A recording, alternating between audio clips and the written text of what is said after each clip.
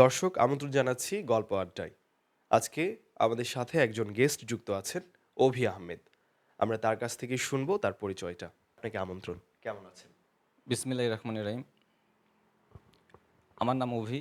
আমি রাজশাহী মহানগর স্বেচ্ছাসেবক দলের যুগ্ম আহ্বায়ক। আপনার কাছে আমার প্রথম কোশ্চিনটা হচ্ছে যে আপনার যে রাজনীতিতে আসার এই গল্পটা একটু যদি আমাদের সাথে শেয়ার করতেন। বিএনপির প্রতিষ্ঠা কমিটির একজন মেম্বার ছিল আমার বাবা।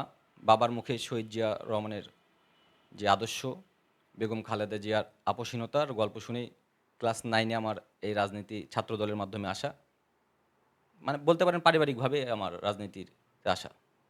এই যে দীর্ঘ ১৭ বছর আপনারা রাজপথে থেকে লড়াই সংগ্রাম চালিয়ে গেছেন, এই ১৭ বছরে আপনাদেরকে কি ত্যাগ স্বীকার করতে হয়েছে সেটা একটু আমাদের সাথে শেয়ার করবেন। ধন্যবাদ ফারহান। আমরা যারা বিএনপি করতাম, আমরা ভালোমতো ব্যবসা করতে পারি নাই। আমরা পড়াশোনা করতে পারিনি। আমরা সরকারি চাকরি পাইনি একমাত্র আমাকে আমি সিটি কর্পোরেশনে চাকরি পেয়েছিলাম। আমাকে ৩ মাস পর বের করে দিয়েছিল আমি বিএনপি করার জন্য। আমার বাবা সিটি কর্পোরেশনে চাকরি করে। সেও আমার জন্য অনেক হেসেল পোহাইছে। তার চাকরি কয়েকবার বাদ দেওয়ার চেষ্টা করেছিল এই আওয়ামী লীগ সরকার।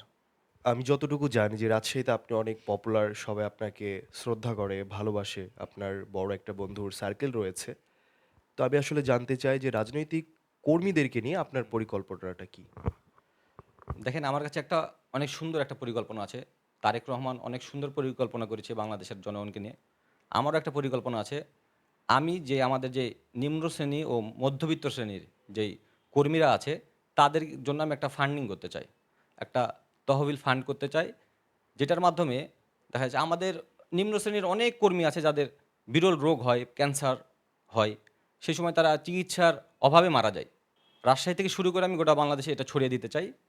যাতে আমার একটা কর্মী যদি মারা যায় দলের, তার যদি সন্তান থাকে সেই সন্তানটা এতিম হয়ে যায়।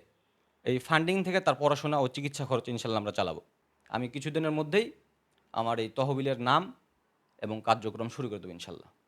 যেখানে আমাদের বিএনপির যারা বিজনেসম্যান আছে, ভালো অর্থশালী আছে, তারা এই ফান্ডিংয়ে ডোনেট করবে।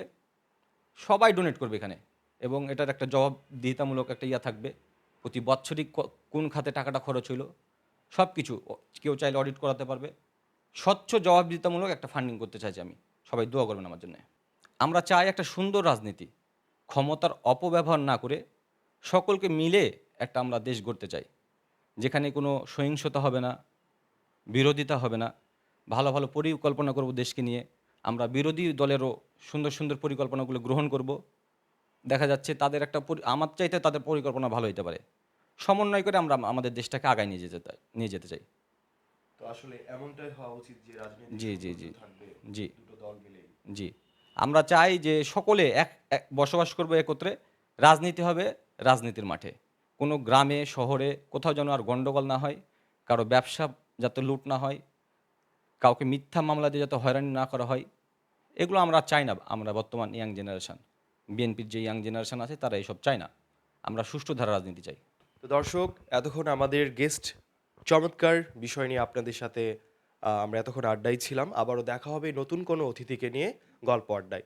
সবাইকে ধন্যবাদ। সাথে থাকুন ডেইলি সিটিজেন ভয়েসের।